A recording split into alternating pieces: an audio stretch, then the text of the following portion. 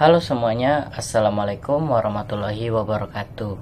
Perkenalkan, nama saya Nurpan dengan NIM 23051666067. Nah, jadi pada video kali ini yaitu Micro Teaching sesi 2 dari praktik mengajar, saya akan membawakan tema pembelajaran yang berjudul Kebangkitan Bangsa Timur dengan menggunakan metode pembelajaran ceramah dan diskusi kelompok. Selamat menyaksikan semuanya. Oke anak-anak, Assalamualaikum warahmatullahi wabarakatuh. Waalaikumsalam warahmatullahi wabarakatuh. Ya, gimana kabar kalian pada pagi hari ini? Sehat, Pak. Baik, Pak. Ya, selamat bagi kalian kita berkumpul di kelas ini akibat dari kita kemarin libur panjang ya, liburan bulan suci Ramadan. Selamat bagi kalian yang menjalankan. Nah, sebelum kita memulai pembelajaran pada pagi hari ini, ada kalanya dan baiknya kita berdoa terlebih dahulu. Untuk ketua kelas bisa disiapkan untuk berdoa. Teman-teman, sebelum memulai pembelajaran, mari kita beramal kepercayaan dan masing-masing. Doa dimulai.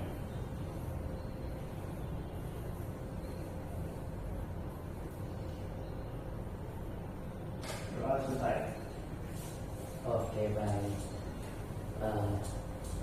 Sebelum kita mulai pelajaran, apakah di sini ada yang tidak hadir? Ada, Pak. Siapa yang tidak hadir? Ada Fikri, Mona, sama Aisyah. Oh iya. Iya, juga Pak. Oh iya. Kita doakan saja apapun masalah mereka kemudian dicepat selesaikan ya, agar bisa berkumpul di kelas bersama kita. Nah, Bapak ada pertanyaan nih sebelum kita masuk ke materi. Nah, menurut kalian apakah hanya Indonesia yang pernah mengalami penjajahan dari bangsa Barat? Tidak, Pak. Tidak. Apa alasannya? Karena negara-negara lain juga mengalami penjajahan, Pak. Oh iya, baik. Tepuk tangan untuk Al-Bidayah. Ya, betul yang dikatakan Al-Bidayah bahwa tidak hanya Indonesia saja yang mengalami pedihnya dari penjajahan, tetapi banyak negara-negara lain juga merasakan apa rasanya dijajah, khususnya di wilayah Asia. Nah, kita langsung saja masuk kepada materi, yaitu Kebangkitan Bangsa Timur Nasionalisme Asia. Nah, kita masuk ke latar belakang. Jadi nasionalisme ini muncul sebagai reaksi terhadap kolonialisme dan imperialisme terhadap bangsa Barat pada abad ke-20. Nah, penjajahan ini menimbulkan penderitaan, ketimpangan sosial, serta hilangnya kedaulatan bangsa-bangsa di Asia. Nah, sehingga memunculkan kesadaran untuk membentuk negara yang merdeka dan berdaulat. Nah, salah satu faktor penting yang mempercepat tumbuhnya lahirnya nasionalisme ini adalah munculnya kesadaran intelektual. Nah, di Asia Tenggara, perkembangan nasionalisme dipengaruhi oleh adanya jaringan pelajar dan ulama yang belajar di luar negeri. Nah, Bapak ada pertanyaan nih kepada kalian. Apa nama kelompok intelektual yang mempercepat tumbuhnya nasionalisme? PKI. Yang lain? Apakah ada yang bisa menjawab? Rizky, silakan. Oh, tidak ada ya. Oke. Mungkin kalian bisa dibilang belum paham ya. Jadi kelompok intelektual tersebut adalah komunitas Jawi ya, anak-anak. Jadi apa itu komunitas Jawi? Jadi komunitas Jawi yaitu perkumpulan pelajar Nusantara dan umat Islam di Asia Tenggara yang belajar di Mekah. Nah, komunitas ini berperan besar menjadikan Mekah sebagai pusat kehidupan keagamaan pada abad ke-19. Nah, di sana para ulama Nusantara itu bertukar pikiran gitu dengan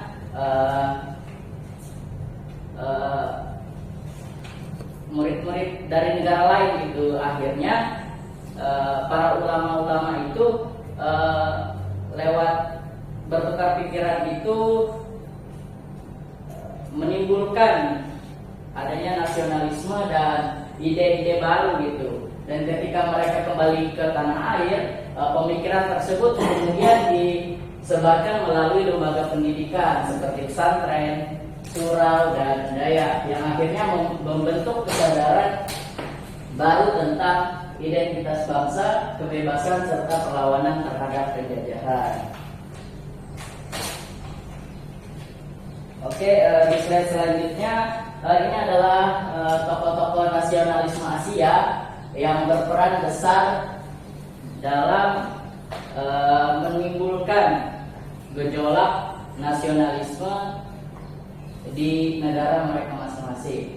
Nah, yang pertama ini ada Mahatma Gandhi, dan yang kedua ada Sun Yat-sen, dan yang ketiga ada Jose Rizal. Jadi ketiga tokoh ini adalah seseorang tokoh yang bisa disebut sebagai kunci dari timbulnya nasionalisme di negara mereka, seperti itu. Oke, mungkin itu saja materi yang bisa Bapak sampaikan. Selanjutnya saya akan membuat tugas berupa diskusi kelompok, yang dimana Bapak akan membagi kalian menjadi 3 kelompok. Silakan dibuat kelompoknya. Silakan. Iya, ini sendiri.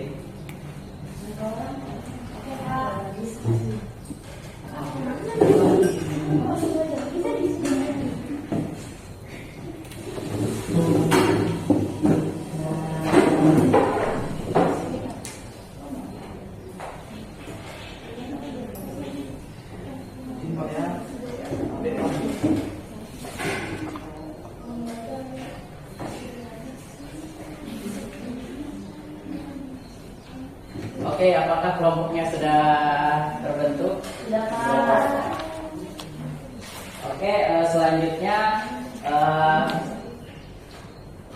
setiap kelompok itu memiliki topiknya masing-masing. Sebelumnya saya akan berikan gambar.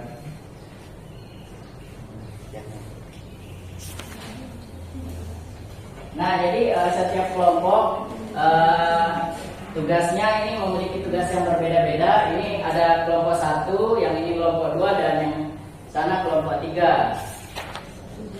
Nah, jadi ini kelompok 1, silakan dilihat kelompoknya Mahatma Gandhi. Dan kelompok 2 ada Sun Yat-sen yang di belakang, dan yang ketiga ada Jose Rizal.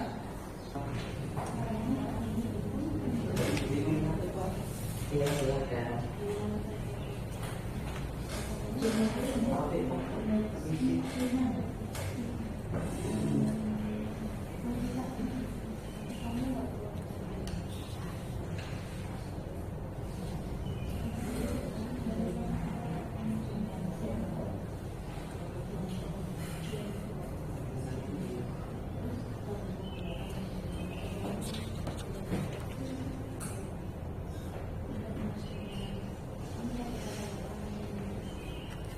Untuk kelompok Mahatma Gandhi, apakah ada yang menanyakan? Apakah ada yang bersilakan?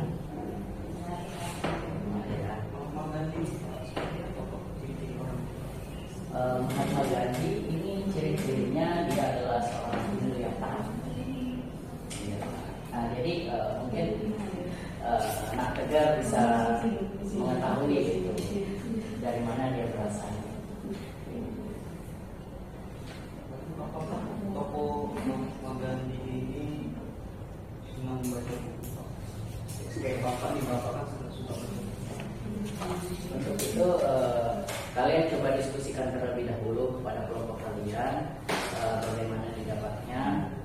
Kalau sudah sepakat, boleh simpulkan ke depan.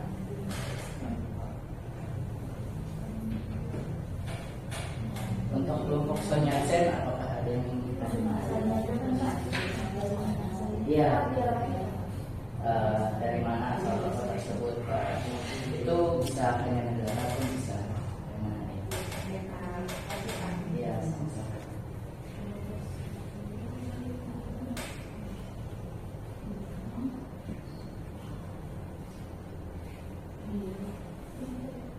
Untuk kelompok Jaza Rizal, apakah ada yang ingin ditanyakan dari penugasannya?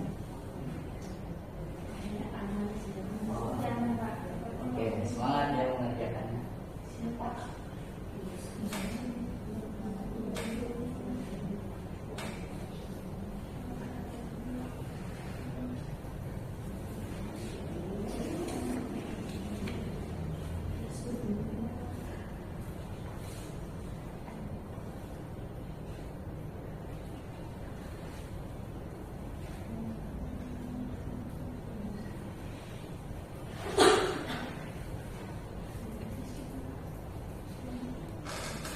Oke, waktu kalian sisa 3 menit untuk mengerjakan dan mendiskusikannya.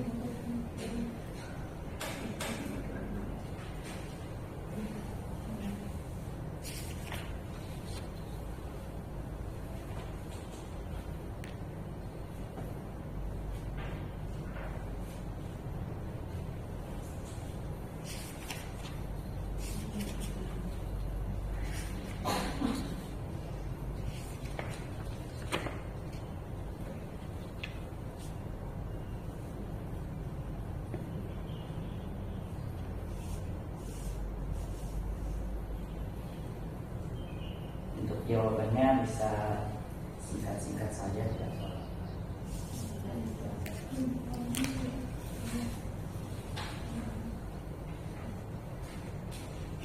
Ada yang kesusahan? Oh, tidak ada. Silakan dilanjutkan. Waktu kalian tinggal 2 menit untuk mengerjakan diskusi kelompok.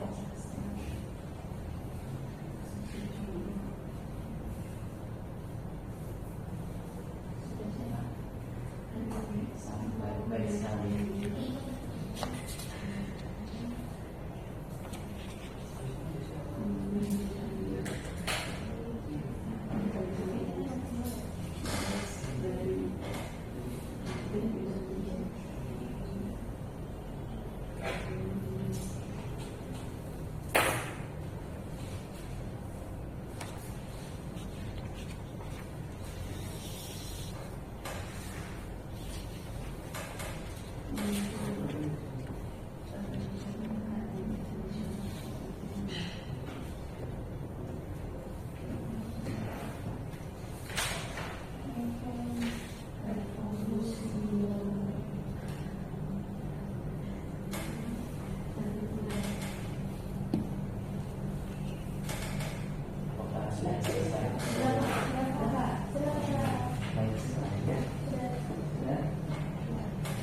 Kelompok mana?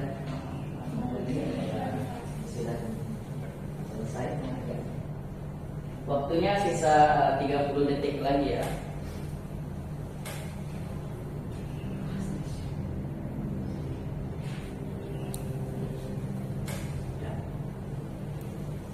Oke, waktunya sudah habis ya.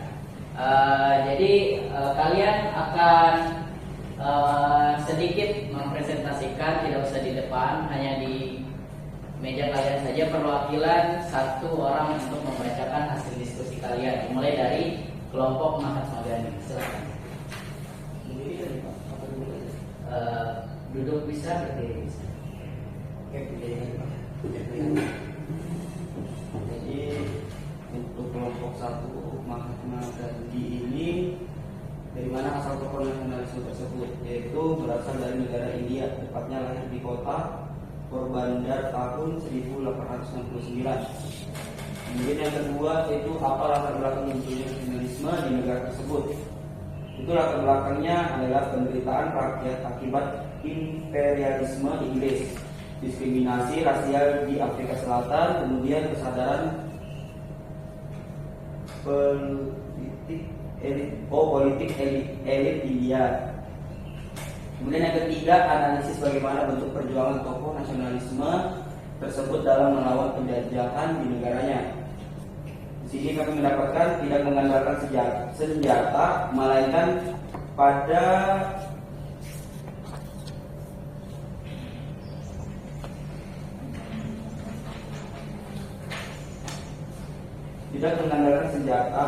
pada kekuatan moral, terus ketahanan sipil, seperti itu Pak.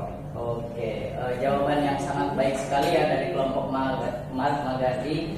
Silakan tepuk tangan untuk kelompok kami. Apakah ada yang ingin ditanyakan kepada kelompok Mahatma Gandhi? Kalau tidak ada, kita langsung lanjutkan kepada kelompok Sun Yat-sen. Untuk kelompok Sun Yat-sen dipersilakan. Oke, untuk Sun dia berasal dari Tiongkok. Terus latar belakang munculnya Sun Yat-sen ini karena kemunculan dinasti Qing di kekalahan perang dari negara asing dan pengaruh pemikiran Barat. Selanjutnya analisisnya Kuomintang atau KMT dan berusaha memperkuat kekuatan politiknya dengan menyatukan kelompok-kelompok revolusioner dan militer yang lain. Oke, baik sekali ya untuk kelompok dari Sun Yat-sen. Silakan beri tepuk tangan kepada kelompok Sun Yat-sen. Apakah ada yang ingin ditanyakan dari kelompok Sun Yat-sen untuk ketiga kelompok? Tidak ada. Oke, kita langsung lanjut kepada Jose Rizal. Kelompok Jose Rizal dipersilakan. Dari Bapak, kemudian kelompok 3 dari kelompok Jose Rizal dari mana asal kelompok Jose Rizal yaitu dari Filipina. Untuk latar belakang munculnya yang pertama karena dijajah sama Spanyol sekitar tahun 1565 sampai 1898. Yang kedua, adanya ketidakadilan kolonial dan kebangkitan Iskandar. Untuk bentuk perlawanannya sendiri di sini mereka membuat karya sastra, contohnya yaitu Nolime Tanatang Mere. Yang kedua yaitu setelah meninggalnya si Jose Rizal ini karena dia terkenal jadi dibentuknya lah gerakan revolusioner Katipunan. Saja dari sisi kelompok 3. Oke, baik, sangat baik sekali ya untuk kelompok 3. Silakan diberikan tepuk tangan kepada kelompok. Apakah ada yang ingin ditanyakan dari kelompok Jose Rizal? Tidak ada. Oke, baik, betul ya, sangat baik semua dari ketiga kelompok ini. Memang betul sekali bahwa Mahatma Gandhi itu berasal dari India dan dia bagaimana bentuk perjuangan dari Mahatma Gandhi ini adalah dikenal dengan perjuangan tanpa kekerasan ya. Dikarenakan Mahatma Gandhi ini adalah seorang Hindu yang taat, jadi dia menyimpulkan bahwa kalau dia menyerang dengan senjata ini akan menimbulkan trauma baru begitu kepada rakyat India. Begitu. Dan untuk Sun Yat-sen ini adalah seseorang tokoh nasionalisme yang berasal dari Tiongkok. Dia dibesarkan oleh keluarga yang bisa dibilang sangat miskin, tetapi dia diberikan kesempatan gitu untuk belajar ke luar negeri, belajar sekolah tinggi ke luar negeri. Dan akhirnya waktu dia pulang ke Cina, dia melihat bahwa dinasti Qing ini seolah-olah bekerja sama gitu dengan kolonial, dan itu membuat Jose Rizal ini ingin menggulingkan dari dinasti Qing. Akhirnya dinasti Qing itu terguling oleh Jose Rizal, dan disitulah muncul pertama kalinya negara Republik Cina dengan Sun Yat-sen ini yang menjadi presiden pertama Republik Cina. Dan untuk Jose Rizal memang betul dia tokoh nasionalisme yang berasal dari Filipina. Dia tidak menggunakan senjata sebagai alat perlawanannya, tetapi dia menggunakan intelektualnya untuk melawan kolonial lewat karya-karyanya. Nah, tetapi sangat disayangkan sekali bahwa semakin namanya besar, ini menimbulkan ancaman gitu terhadap negara kolonial.